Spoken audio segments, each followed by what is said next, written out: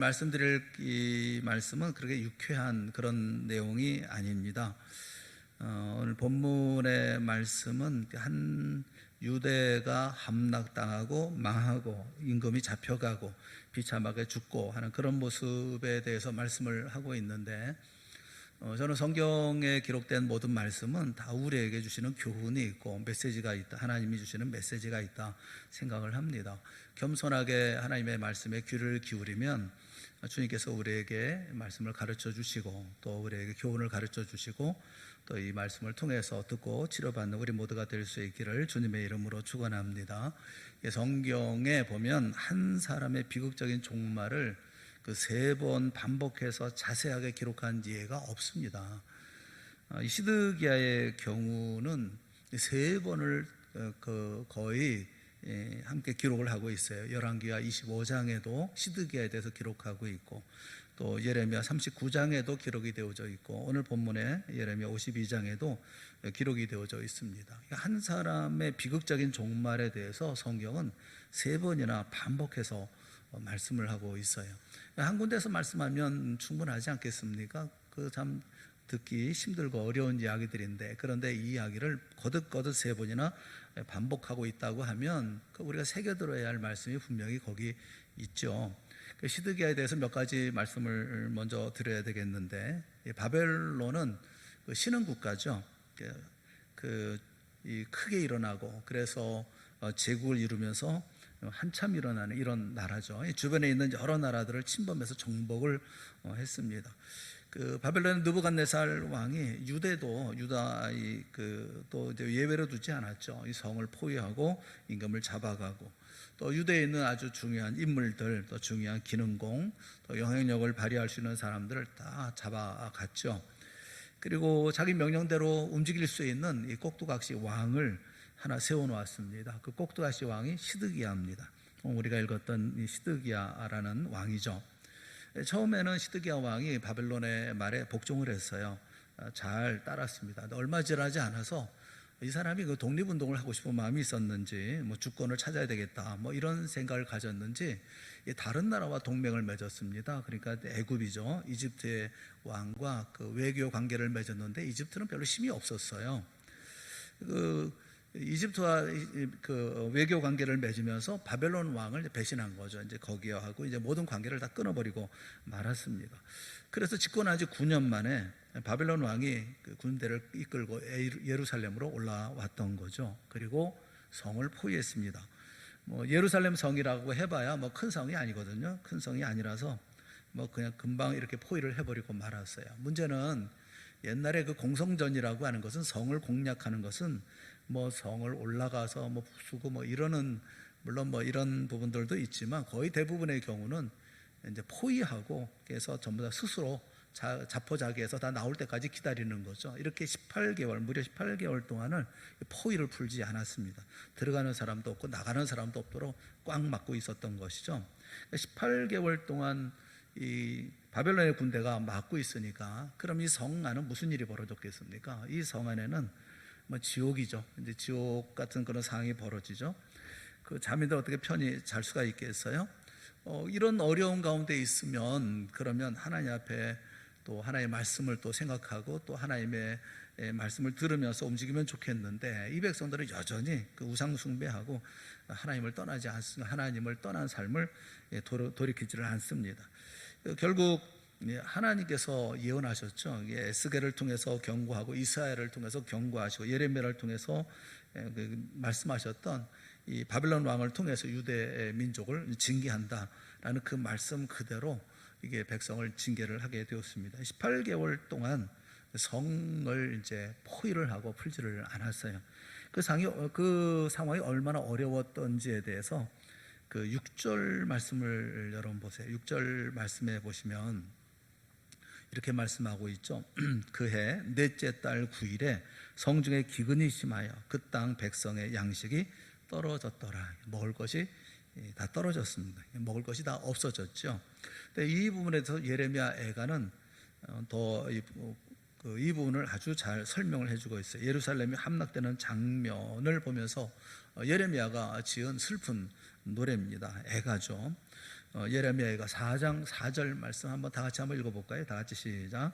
젖먹이가 목말라서 혀가 입천장에 붙으며 어린아이들이 떡을 구하나 떼어줄 사람이 없도다. 애들도 젖먹이들도 먹을 게 없는 거죠. 그게 얼마나 심각한지 알 수 있겠죠. 근데 그 다음에 이어지는 말씀을 보시면 우리가 그 상황을 정확하게 알 수 있어요. 7절부터 10절에 있는 말씀, 이어지는 말씀인데 우리 한번 같이 읽어봅시다. 시작. 전에는 존귀한 자들의 몸이 눈보다 깨끗하고 젖보다 희며 산호들보다 붉어 그들의 윤택함이 갈아서 빛낸 청옥 같더니 이제는 그들의 얼굴이 숲보다 검고 그들의 가죽이 뼈들에 붙어 막대기같이 말랐으니 어느 거리에서든지 알아볼 사람이 없도다. 칼에 죽은 자들이 주려 죽은 자들보다 나음은 토지소산이 끊어지므로 그들은 찔림을 받은 자들처럼 점점 쇠약하여 가미로다. 딸 내 백성이 멸망할 때에 자비로운 부녀들이 자기들의 손으로 자기들의 자녀들을 삶아 먹었도다. 어느 정도의 그 굶주림인지 우리가 알 수가 있겠죠. 상상할 수 있죠. 엄마가 너무 배가 고파서 견디지 못해 정신이 좀 이상해졌는지 어떤 자기를 삶아서 먹을 정도였으니까 그 성이 얼마나 아비규환이었을까 하는 것을 우리가 알 수가 있겠죠. 18개월 동안 이렇게 풀질 않고 그래서 그 안에 다 아사, 굶어 죽을 정도가 될 때까지 기다리는 거죠. 스스로 항복하고 나올 때까지 기다리는 거. 이게 이제 성을 공격하는 옛날 이 방식이죠. 오랫동안을 다 차단하니까 이제 뭐 먹을 것이 없는, 다 떨어져서 이제 다 굶어 죽는 그런 상황이 되게 되어진 거죠. 결국은 이제 18개월 만에 손을 듭니다. 성이 함락이 됩니다. 함락이 되는 때에도 이 왕은 소수의 군사를 이끌고 뒷문으로 도망을 칩니다. 도망을 갑니다만 얼마 가지 않아 잡혀버리고 말았어요. 잡혀서 끌려와서 바벨론 왕 앞에 신문을 받습니다. 그런데 그 신문하면서 그 젊은 왕 앞에서, 우리가 시드기야 왕 앞에서 그 어린 자녀들, 그 자신들의 아들들이 다 죽임을 당해요. 아빠가 보는 눈앞에서 살해를 당합니다. 뭐 나이가 얼마나 됐겠어요? 아이들이 그래봐야 뭐 10여 세나 됐을까 하는 그런 어린 아이들이죠. 이런 아이들이 뭐 열 몇 살 정도 됐을 그런 아이들일 터인데, 그런데 엄마 아빠 불러가면서 비참하게 베어서 이제 죽고 이런 모습들을 처음부터 끝까지 지켜봐야 됐었습니다. 왕이 비극적인 왕이죠. 이 왕이 불과 그때 나이가 32살밖에 안 됐으니까요. 마지막까지 자기 자녀들이 다 죽는 모습을 이제 마지막으로 보고, 그리고 바벨론 왕은 창끝으로 시드기야의 두 눈을 뽑아버렸습니다.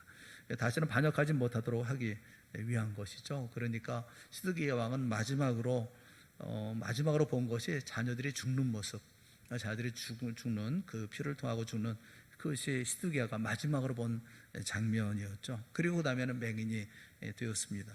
바벨론에 끌려가서 옥에서 평생 고생을 하다가 전설에 의하면 맷돌을 돌리다가 병이 들어서 죽었다, 이렇게 전해지고 있어요. 예루살렘 이 왕의 이런 비참함만 아니라 백성들은 더 비참하죠. 예루살렘 성은 함락당하고 백성들은 무참하게 끌려가서 죽임을 다 당합니다. 그 중에 한 부분이 군사들이 어린 나이에 발을 잡고 빙빙 돌려서 벽에 쳐서 죽이는 그런 이야기, 또는 부녀들의 배를 가르는 이야기, 잔인하게 많은 그 백성들을 죽이고 또 많은 사람들을 포로로 끌고 갔습니다. 정말 이런 마지막에 이런 비참한 모습을 보면서 의문이 있죠. 왜 시드기야 그 백성들은 비참하게 이렇게 최후를 맞춰야만 했었을까?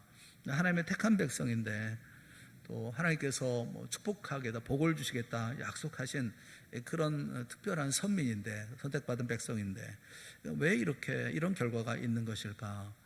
그러니까 이유는 다른 데 있지 않아요. 예레미야서에 보면 예레미야에 여러 번 나오는 말씀이 내가 내 종 선지자를 보내서 부지런히 보냈지만, 또 부지런히 경고했지만 듣지 않았다. 그 말씀이 계속 반복되거든요. 한마디로 말하면 시드기야는 하나님의 말씀을 가볍게 듣고 넘어간 사람이라는 거죠. 이 가볍게 듣는다라는 말은 멸시했다는 겁니다. 하나님의 말씀을 가슴 깊이 담아두지 않았다는 거예요. 역대하 36장 16절에 분명히 말씀하고 있는 것이 당시 백성들은 하나님의 말씀을 들을 때 겸비하지 않았다.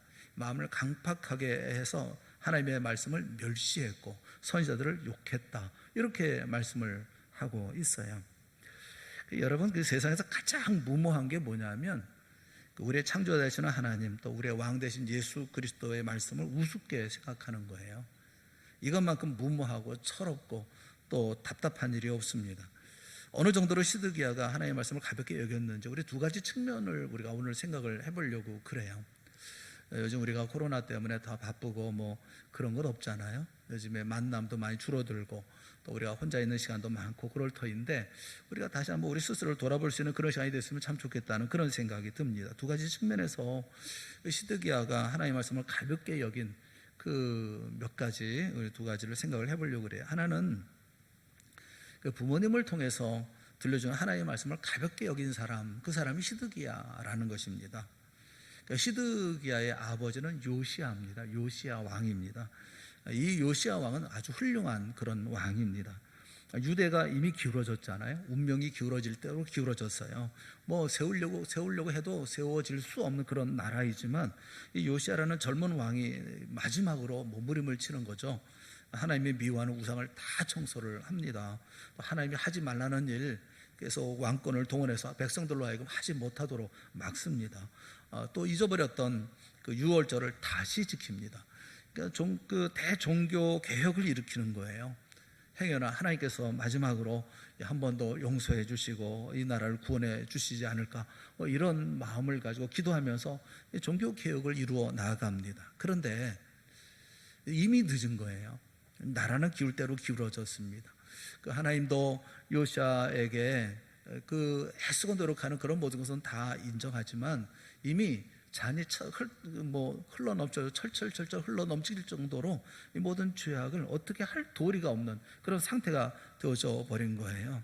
결국 그 애쓰고 노력하다가 요시야 왕은 전쟁에 나가서 전사하고 말죠. 문제는 그 왕에게서 누가 태어나냐면 시드기야가 태어나거든요. 그러니까 이 요시야 왕에게서 시드기야라고 하는 그 아들이 태어나는데, 이 시드기야는 그 10대의 아버지를 뵙지 않았습니까? 여러분, 가장 중요한 교육이 10대 교육이지 않습니까? 10대 때 교육이 정말 중요하죠. 10대에 저나 여러분이 다 아시겠지만 누구를 만나느냐, 어떤 사람을 만나느냐, 무엇을 배우느냐 하는 것이 인생의 길을 결정하기도 하고 또 평생 잊을 수 없는 그런 마음의 자국을 남기게 되지 않습니까? 10대는 굉장히 중요하거든요. 학생 때 말 한마디, 어른들이 해주는 말 한마디가 인생을 결정하는 그런 경우가 참 많이 있어요. 저도 10대 때 그 학교 다닐 때 부목사님이셨던 그 목사님이 저를 보고서는 너는 목사가 됐으면 참 좋겠다 한마디 해서 목사가 됐는지 모르겠지만 어쨌든 거기에 대한 마음을 한 군데 이렇게 키우고 있었던 것을 그런 생각이 나거든요. 그냥 누군가 한마디 해주는 그 말이 그 인생을 바꿔놓을 수가 있는데, 시드기야는 10대에 아버지를 보고 아버지 밑에서 교육을 받았지 않았겠습니까? 믿음이 좋은 아버지고 참 훌륭한 분이에요. 열왕기하 23장 25절에 보면 요시야에 대해서 이렇게 말씀을 합니다. 요시야와 같이 마음을 다하여 뜻을 다하며 힘을 다하여 모세의 모든 율법을 따라 여호와께로 돌이킨 왕은 요시야 전에도 없었고 후에도 그와 같은 자가 없었더라. 그렇게 말씀을 해요. 훌륭한 하나님 말씀대로 살았던 그런 왕이었음을 얘기를 하죠. 그러니까 아들을 낳아서 이름을 줘도 시드기야, 하나님의 의로우심, 그러니까 하나님처럼 의롭다, 이런 이름을 지어 주었어요. 그러니까 그런 아버지가 어린 아들을 가볍게 키웠겠습니까? 하나하나 가르치지 않았겠어요?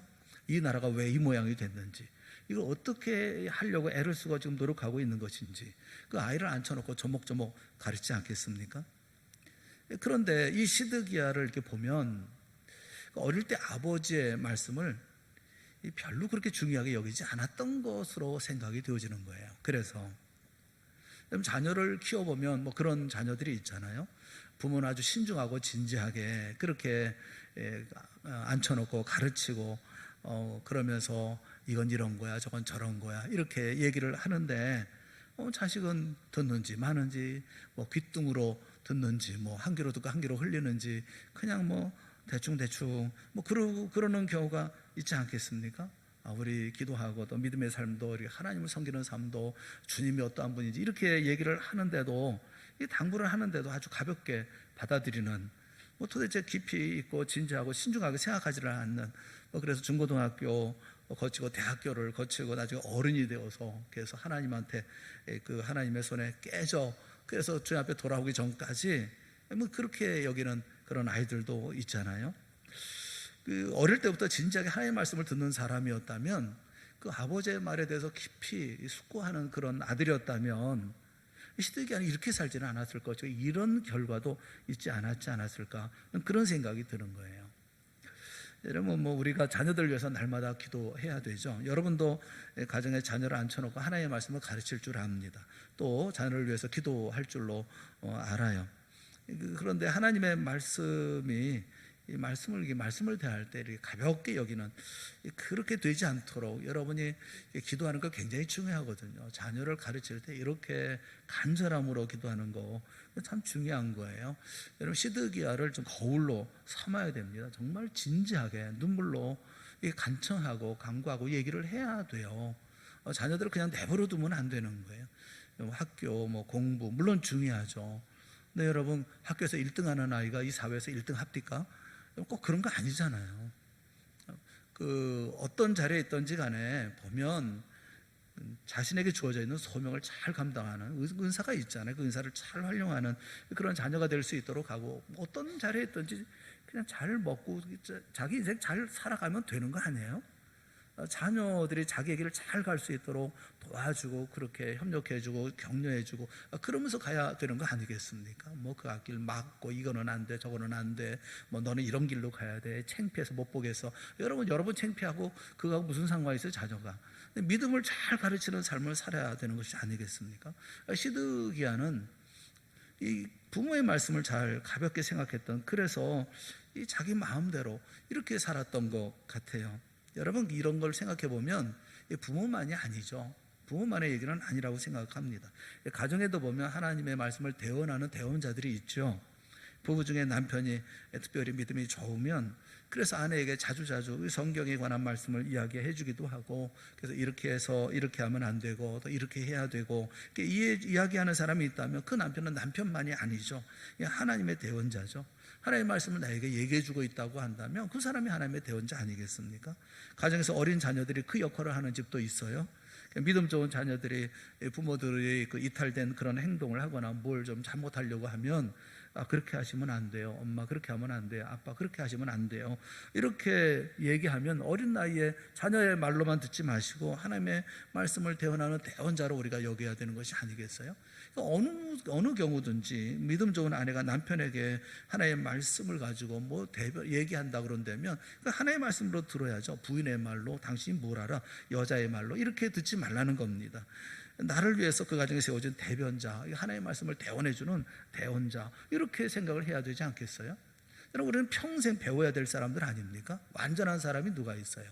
목사는 완전합니까? 목사는 전부 다 잘합니까? 여러분, 그렇지 않잖아요. 이거 다 한다 그러면 그거 교만한 거죠. 우리가 누구든지 누구에서든지 어린 나이한테라도 들어야죠. 들으면 배워야죠. 배우면 실천해야죠. 시드기야처럼 목전에 멸망이 다가가다 정신 못 차리는 이런 사람이 되어서야 되겠습니까? 내 주변에서 들려주는 하나님의 말씀을 가볍게 여기지 말라는 겁니다.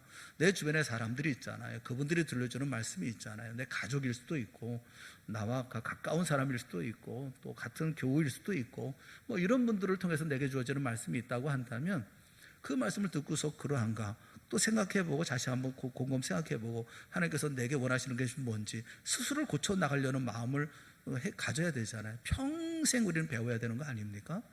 평생 성경 말씀, 성경 공부, 그리고 어떤 모임이든지 설교의 말씀도, 그리고 누가 주는 말씀이든지 열심히 잘 들어야 되는 거 아니겠어요? 내가 최고입니까? 그렇게 해서는 안 되잖아요. 말씀을 들을 줄 알아야 되는데 시드기야는 안 그랬다는 거예요. 첫째, 제가 말씀드리려고 하는 것은 우리가 우리 주변에 주어지는 하나님의 말씀을 가볍게 여기지 말라. 내게 주어지는 말씀은 가볍게 여기지 말라. 네가 뭘 알아? 그딴 식으로 대하지 말라. 항상 낮은 자리에서 그 말씀을 들을 줄 알아야 된다라는 것이 첫째고요. 내 주변에서 우리의 말씀을 들어야 된다라는 것이고요. 또 한 면이 뭐냐면 시드기야는 선지자의 입을 통해서 나오는 하나님의 말씀을 가볍게 들은 사람이라는 겁니다. 시드기야에게 가장 큰 영향력을 준 사람이 있다고 한다면 그 예레미야입니다. 예레미야는 눈물의 선지자이고 비운의 선지자죠. 아무도 자기를 알아주지 않습니다. 모두가 다 자기와 반대되는 말을 합니다. 그래도 끝까지 왕을 위해서, 나라를 위해서 하나님의 말씀을 대언한 그런 선지자예요. 나중에 하나님의 말씀을 듣지 않고 비참하게 망해가는 백성들과 함께 그 고통, 그 쓴 잔을 함께 마셨던 사람이 예레미야죠. 예레미야서를 보면 하나님의 강제로 예레미야를 시드기야에게 보냅니다. 2번이나 보냅니다. 강제로 보냅니다. 이게 생명 걸고 왕을 찾아갑니다. 너는 가서 유대 나라 유대 임금이었던 시드기야에게 이렇게 말하라. 그래서 예레미야는 이 왕을 찾아가요. 왕이여 여호와의 말씀을 들으소서. 바벨론 왕은 하나님이 보낸 사자입니다. 왕이여 지금이라도 회개하십시오. 회개하면 이 성이 함락되지 않을 것입니다. 왕도 살고 백성도 살 것입니다. 2번이나 가서 경고해요. 안 듣습니다. 가볍게 듣습니다. 듣지를 않아요. 나중에 바벨론의 포위가 돼서 점점점 이제 궁지에 빠지니까 잠을 자지 못한 시드기야 왕이 살짝 사람을 보냅니다. 이 예레미야에게 사람을 보내요. 그래서 비밀리에 예레미야를 부릅니다. 2번이나 불러가지고 하나님이 무슨 말씀을 하시더냐 이렇게 물어요. 예레미야 그때 말합니다. 회개하라고 해도 회개하지 않는데 그런데 한 가지 살 길이 있다. 왕이 회개하지 않는 것은 어쩔 수 없는 것이지만 지금이라도 당장 바벨론 왕에게 항복해라. 하나님이 보낸 사람이다. 그리고 항복해라. 그러면 왕도 살고 백성도 살고 이 성도 함락되지 않을 거다라고 2번이나 권면합니다. 그런데 안 듣습니다. 백성들이 죽거나 말거나 어쨌든 안 듣습니다. 가볍게 듣습니다. 불행한 사람이에요. 남의 말도 들을 줄 모르는, 분별할 줄 모르는 그런 사람이죠. 왜 하나님의 말씀을 가볍게 여깁니까? 이 선지자를 왜 가볍게 여깁니까? 하나님의 권위를 인정하지 않으니까요. 하나님이 하시는 말씀을 안 들으니까요. 오늘 우리에게도 선지자가 있죠. 우리의 선지자가 누굽니까? 우리의 선지자는 기록된 하나님의 말씀이에요. 이 우리의 선지자라고요. 이 하나님의 말씀, 성경, 하나님께서 우리에게 말씀하시는 방법은 기록된 말씀을 통해서, 성경을 통해서만 우리에게 말씀하셔요. 다른 걸 통해서 다른 것으로 다른 방법으로 말씀하는 게 아니에요. 뭐 예언이니 어쩌니. 하나님은 성경을 통해서 우리에게 말씀하고 계시고 성경을 통해서 우리를 만나고 계셔요. 다른 방법이 필요하지 않아요. 뭐 꿈이고 뭐고 다 이런 거 다 필요가 없어요. 이 말씀으로 충분하잖아요. 하나님의 말씀이 뭐 누가 줄까, 이 사람이 줄까, 저 사람이 줄까 망설여 기다릴 필요가 없습니다. 언제나 하나님의 말씀, 성경을 피면 하나님이 우리에게 말씀하시니까요. 이 말씀 안에 영생과 멸망에 대한 모든 복음이 들어있고 이 말씀 안에 축복과 저주에 관한 하나님의 약속이 들어있고 또 이 말씀을 읽으면 어떻게 선하게 살며 또 어떻게 복된 길을 걸어갈 수 있는지를 우리에게 가르쳐주고 계셔요. 이 말씀을 읽을 때 우리가 발을 들여 놓아서는 안 되는 길이 있는가 하면 또 우리가 피해야 할 그런 불의한 길도 우리는 알게 되어지죠. 그래서 이 말씀을 가까이 두고 상고하는 것이 좋은 거예요. 이 말씀을 듣고 그리고 살아갈 때 우리가 좋은 것을 얻게 되어지는 것입니다. 말씀을 묵상하고 항상 사모하는 자에게 마치 시냇가에 심기운 나무와 같이 시절을 쫓아서 과실을 맺고 영육간의 축복을 주신다고 하나님께서 약속하셨잖아요. 오직 우리의 유일한 선자는 성경이에요. 그런데 여러분 한번 자문해 보세요. 이 하나님의 말씀, 성경 말씀을 시드기야처럼 가볍게 듣고 있지는 않는가? 이 말씀을 전심으로 우리가 듣는가? 여러분 한번 스스로 생각해 보세요. 불행하게도 현대 크리스찬들은 설교를 들을 때에도 나름 문턱을 만들어 놓는 것 같아요. 그래서 자기 받아들일 것만 받아들이고 뭐 걸리는 거는 안 듣고 그러는 것 같아요. 여러분 그 하나님의 말씀, 하나님을 대할 때 그렇게 대접하면 안 되죠. 예수 그리스도는 우리의 왕이시고 우리의 주인이십니다. 그러면 주님 앞에 100% 완전히 신뢰하고 들어야 되는 거 아니겠어요? 하나님 말씀 100% 신뢰해야지 들으면서 고개 갸웃하고 뭐 그러면 될까? 이러면 이게 하나님을 하나님으로 대접하는 것입니까? 예수 그리스도를 대접하는 자세가 아니잖아요. 100% 완전하게 신뢰해야죠. 시드기야도 100% 다 안 들은 사람이 아니에요. 얼마 정도는 하나님의 말씀을 들었을 거예요. 그런데 80% 들었다 하더라도 나머지 20% 때문에 나는 양보하지 않고 안 듣는다라고 얘기하면 하나님의 말씀을 경히 여긴 사람이죠. 여러분, 한 회사에 회장이 있어요. 회장이 있는데 사원들에게 다 이렇게 지시를 합니다. 그런데 그 사원 가운데 9가지는 듣는데 1가지는 절대로 안 듣는 회사 사원이 있어요. 그럼 여러분, 회장 같으면 어떻게 하시겠어요? 아니, 9가지는 잘 들어. 근데 1가지는 죽어도 안 들어. 그거 어떻게 하실래요? 한시사님이 회장이라면 어떻게 할래요? 잘라버려야지. 그럼 잘라내야. 어떻게 회사에서 생활하겠어요? 웃사람이 얘기를 하는데 웃사람이 얘기하면 들어야 될 거 아니겠어요? 근데 자기 고집대로 이거는 절대로 나는 목숨 걸고 나 이거는 못합니다. 그럼 나가야지. 그럼 알아서. 그래야 되는 거 아니에요? 여러분, 온 우주의 주인 되시는 하나님, 창조자 되시는 그분에게 우리가 yes, no, 어느 것을 택하고 뭐 그럴 수 있나요? 하나님께서 그렇게 말씀하셨지만 그런데 하지만 뭐 조건을 붙일 수 있는 건가요? 그러는 거 아니에요. 100% 순종하고 받아야 되는 거예요. 근데 우리는 그렇게 하지 않지 않습니까? 마음의 문턱을 만들어 놓고 100% 순종을 안 해요. 잘 받아들이질 않습니다. 설교도 다 취사 선택해서 들으려고 하고, 표준이 자기 자신이 가지고 있는 지식이라든가 선입견이에요. 거기에 맞지 않는 거 받지 않으려고 하고, 시드기야처럼 뭐 이렇게 맞지 않는 건 다 버리고 하는 것 아니겠습니까? 여러분, 이와 같은 자세가 언제부터 생겼는지 우리 스스로 한번 생각을 해봐야 합니다. 만약에 그런 분이 계시다고 한다면 오늘 이 시간 성령께서 치료해 주시기를 주님의 이름으로 축원합니다. 이 순종한다고 하는 것은 이 글이 이렇게 어떤 부분을 남겨놓고 이렇게 말하는 게 아니에요. 순종은, 하나님 앞에 순종은 100% 순종을 말씀을 하는 거지, 90% 순종하고 10% 순종 안 하고 이렇게 하는 게 아니에요. 성경 번역 선교사라는 거 여러분 아시죠? 글이 없는 그런 부족들이 있습니다. 이 세상에는 아직도 글이 없는 부족들이 많이 있어요. 이 소수 민족이죠. 뭐 몇백 명에서부터 뭐 몇천 명 뭐 이렇게 뭐 작은 이 소수 민족이 일생 동안 생활하면서 이 글이 없어요. 뭐 이런 마을에 찾아가서 그 속에서 같이 사는 거죠. 같이 이제 어려운 생활이지만 살면서 말을 먼저 배웁니다. 말을 배우고 난 후에 그 말을 표기할 수 있는 글자를 선교사가 만들어요. 그 글자를 가지고 성경을 번역합니다. 성경을 번역해가지고 그래서 이 부족에게 이 성경을 주는 거죠. 이게 성경 번역 선교사거든요. 우리 나라에도 이런 지원자가 그래도 좀 있어서 참 감사한 일이에요. 이건 평생이 걸리는 일일 수도 있거든요. 그런데 이런 부족들과 같이 평생을 살아가면서 이것을 일을 하는 거니까요. 정말로 희생이죠. 이건 뭐 다른 게 없죠. 어떤 성경 번역 선교사가 어떤 부족에 들어가서 이제 말을 배웠습니다. 말을 배운 다음에 이제 글을 만들기 시작했어요. 신약 성경을 번역을 하죠. 제일 먼저 신약 성경을 번역해 나가는데, 문제는 번역하다가 걸려버리고 말았습니다. 단어 하나가 없는 거예요. 무슨 단어가 없냐면 순종, 복종, 이런 단어가 없는 거예요. 이 사람들은 그닥 뭐 이렇게 도덕적인 수준이 낮은 사람인지 순종한다, 복종한다 이런 개념이 없는 거죠. 이런 말이 없는 거예요. 말이 없으니까 글자를 만들 수가 없죠. 단어를 만들 수가 없어요. 성경에 근데 순종한다, 복종한다는 말이 얼마나 중요합니까? 그런 말이 많이 나오잖아요. 그러니 이 성경을 번역할 수가 없는 거예요. 고심하고 뭐 아무리 해서도 떠오르질 않는 거예요. 어떤 말로도 대체할 수가 없는 거예요. 몇 달을 씨름을 했습니다. 해결이 나지는 않아요. 한 번은 자기 친구들을 방문하고 며칠 만에 이제 집에 돌아오고 있는데, 그 마당에 자기 이제 개가 있어서 이제 반가워서 휘파람을 불면서 오라고 손짓했더니 그 개가 얼마나 좋아합니까? 며칠 만에 이제 보게 되니까 너무 좋아라 하면서 주인에게 달려오는 거예요. 이것을 보고 또 원주민 한 사람이 희한한 말을 하더라는 겁니다. 이게 무슨 얘기를 하냐면, 당신에게는 전부가 귀네요, 이런 얘기를 하더라는 거예요. 우리말로는 통하지 않는 그런 말이죠. 당신에게는 전부가 귀.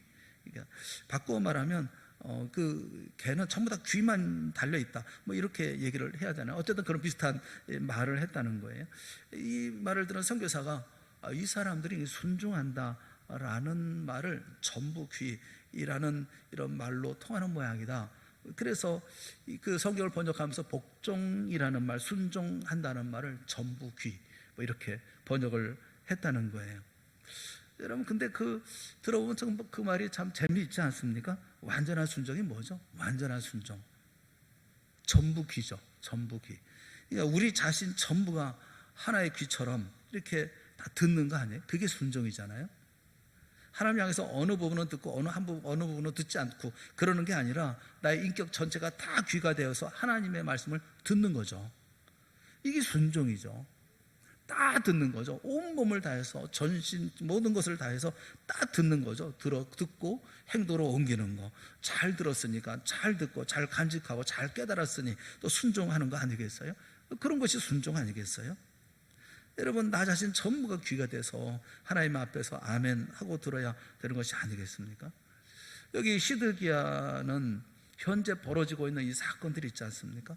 이 모든 사건들을 보면 그러면 하나님의 말씀을 깨달아야죠.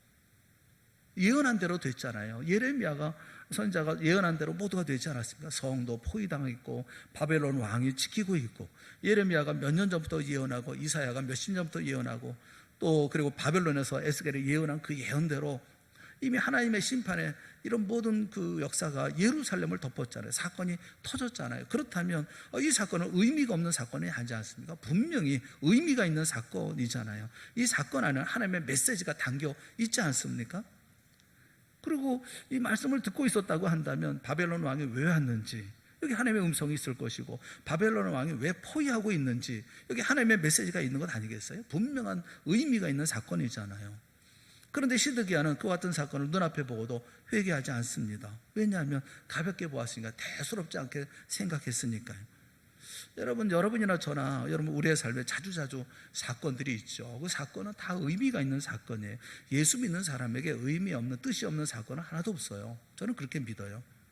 예수를 믿지 않는다 할지라도 하나님께서 어릴 때부터 말씀해 주신 사람이라고 하면, 하나님의 말씀을 들은 기억이 있는 사람이라고 하면 하나님이 그 사람을 포기하지 않았기 때문에 그 모든 사건들 속에는 반드시 하나님의 메시지를 담고 있기에 마련이거든요. 마음이 참 예민한 사람은 어떤 사건 앞에서도 하나님의 음성을, 하나님의 성경의 말씀을 기억하고 떠올리고 그 말씀을 생각하고 하나님이 오라고 하는 것인지 엎드리라고 하는 것인지 두 손을 들라고 하는 것인지 그 메시지를 우리가 듣고 그리고 그 말씀대로 순종하게 되어지는 것 아니겠어요? 그런데 그 생각이 없어요. 거기 예민하지 않은 거예요. 듣는 게 아니거든요. 그러면 자신이 깨달아야죠. 사랑하는 여러분, 우리가 이 말씀을 보면서 저는 이 멸망의 사건을 보면서 하나님의 말씀을 가볍게 여기고 소홀히 여기고 멸시하고 그런 사람들이 주어지는 그 결과가, 이런 결과가 있다고 하는 것에 대해서 우리가 좀 깊이 좀 생각하면 좋겠다, 그런 생각이 좀 들어서요. 오늘 말씀을 좀 대하면서 우리가 하나님의 음성을 좀 듣는 우리가 됐으면 좋겠어요. 말씀에 순종하는 우리가 됐으면 좋겠어요. 우리가 좀 이 시간에 요때 모든 약속도 축소되어 있고 일정도 한가하잖아요. 이런 모든 부분에 있어서 또 우리에게 주어진 시간이 있잖아요. 그러면 한번 하나님의 말씀대로 살아보려고 좀 한번 살아보면 안 되겠어요? 이럴 시기에 하나님의 말씀을 읽자 그러면 좀 읽으면 안 되겠어요? 전사님한테 한번 물어봤어요. 이번에 그 성경 통독 한번 다 읽는 사람 몇 사람이나 될 것 같으냐 물어봤더니 한 30명쯤 될 거래요. 깜짝 놀랐어요. 우리 성도들이 성경을 참 안 읽는구나. 아니 8월 말까지 읽으라고 그렇게 매주 광고하고 그러는데 30명 그 정도 수준으로 아니 그러면 우리는 성경 그렇게 안 읽어요?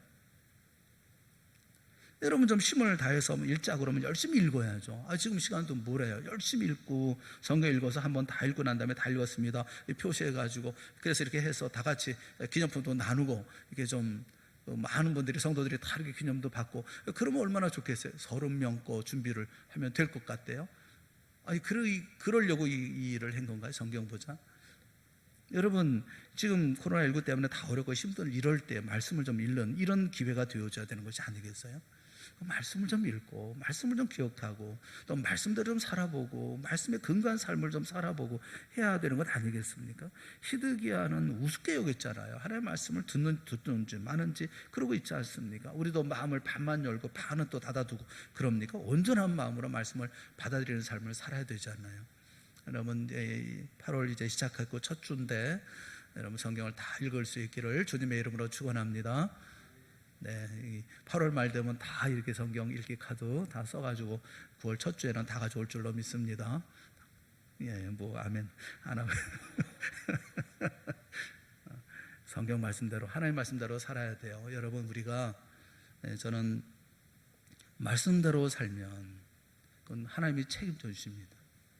그러나 내 마음대로 살면 그건 내가 책임지는 삶을 살아야만 하는 거 아니겠어요?